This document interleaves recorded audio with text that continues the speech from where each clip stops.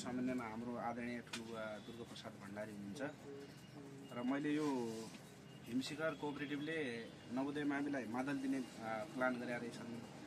त्यसपछि चाहिँ मलाई पनि बोलाउनु भयो पुरस्कार के दिने भनेर चाहिँ सल्लाहको लागि हामी यहाँ बसेका थियौँ र मलाई चाहिँ यो 50 सालमा आफूले गाएको गीत याद आयो र जसमा चाहिँ हामी चाहिँ सुत्केन्द्र स्तरीय कार्यक्रममा महाकाली त्यतिखेर चाहिँ आधारभूत थियो कि प्रावि थियो होला र अहिले चाहिँ मावि छ। महाकाली माविमा गीत गाएर र नाचेर हामीले चाहिँ प्रथम स्थान ओगट्न सफल भएका थियौँ र त्यसमा बजाउनेमा पनि थिए र स्तरीयमा चाहिँ फर्स्ट भएका थियौँ।